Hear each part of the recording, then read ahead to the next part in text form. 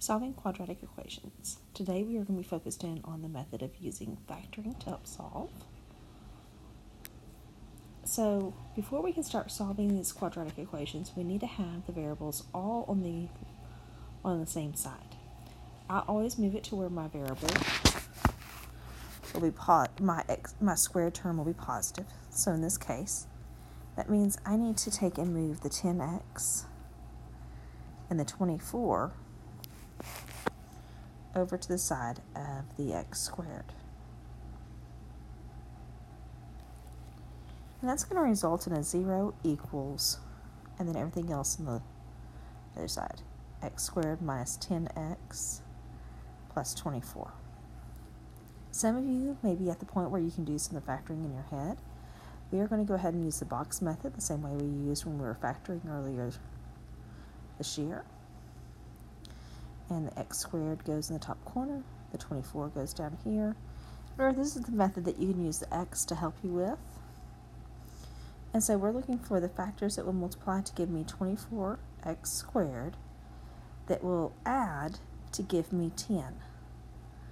And the first one I think of is negative 6x and negative 4x. You may have had to go through several of them before you see the one that works, as those two will add up to be negative 10 and multiply to give me a positive 24x squared. So I'm going to go ahead and fill that into the chart. And negative 6x, and factor out my like terms. So in my first row, I have an x that's the same. My second row, I have a 6 that will divide into both pieces. I need it to be negative because the closest side is negative. In my first column, I have an x that factors into both pieces. In my second column, I have a 4, but it needs to be negative because both of those are negative. So I'm going to come over and put 0 equals, and then I'm going to write out my factors. And the first one I have is x minus 6. My second one is x minus 4. And so what this means is something times something else is going to equal 0. Well, that's going to be the only way that's true is if either one of those factors is equal to 0. So we'll solve for x minus 6 equals 0 and x minus 4 equals 0. And so x minus 6 equals 0. You add the 6 to both sides and you get x equals 6. On x minus 4, add 4 to both sides, and you get x is equal to positive 4. So that means x is equal to 4 and 6. You may also see this in set notation, 4 comma 6. Oops. And I always list these in order from least to greatest. Let's go on to this next one. So this next one, we have 2x squared plus 11x minus 6, or equals 6. I need to get the 6 moved over to the other side by subtracting. It can't combine with anything else. And so I have my 2x squared plus 11x minus 6 equals 0. Come over and work on my box.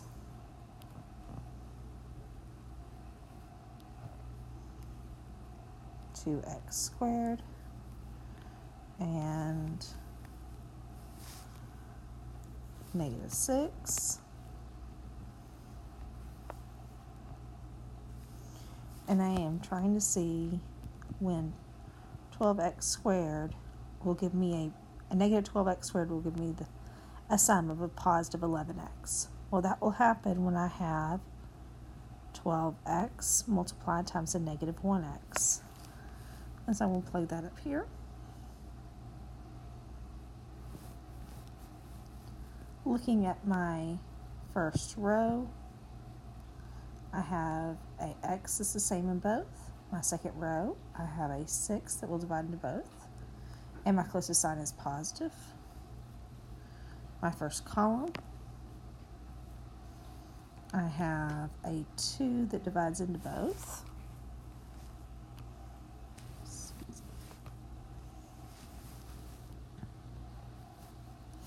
And an x that will divide into both. In my second column, I have a -1. So I'm going to come over here and I'm going to set my factors out. X plus 6 times 2x minus 1 is equal to 0. And this is true when my x plus 6 equals 0, or the 2x minus 1 equals 0. And I want to solve both those equations. Subtract the 6. X is equal to -6. Add the 1. 2x is equal to 1. I need to divide both sides by 2. And so x is equal to 1/2, or 0.5. And then so my answer is x equals a -6, comma, a positive 1/2. Or, like I said, if it's a set notation, it'd be a -6, comma, 1/2.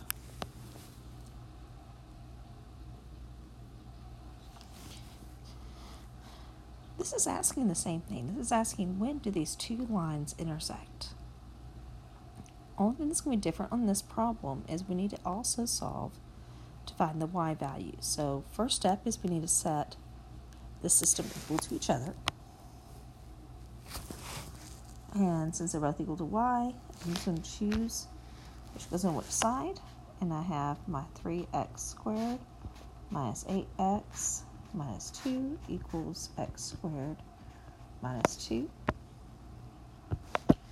I want my x squared term to be the positive, so I'm going to subtract x squared from both sides. And then add 2 to both sides. And that gives me 2x squared minus 8x equals 0.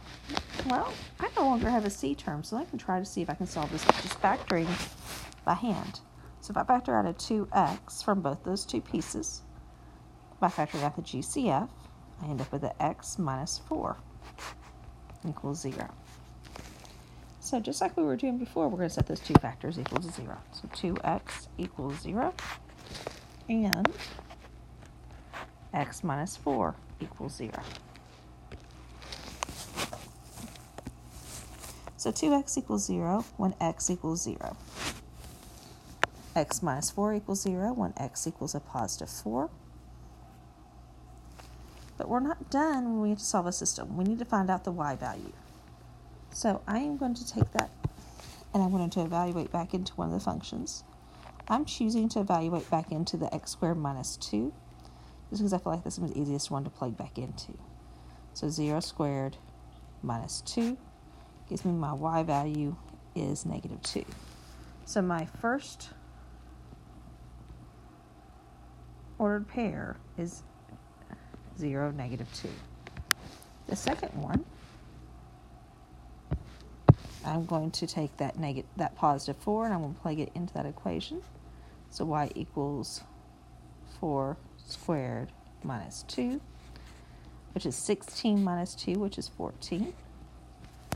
And so my second order pair is 4 and a 14. So that is my solution, those two ordered pairs.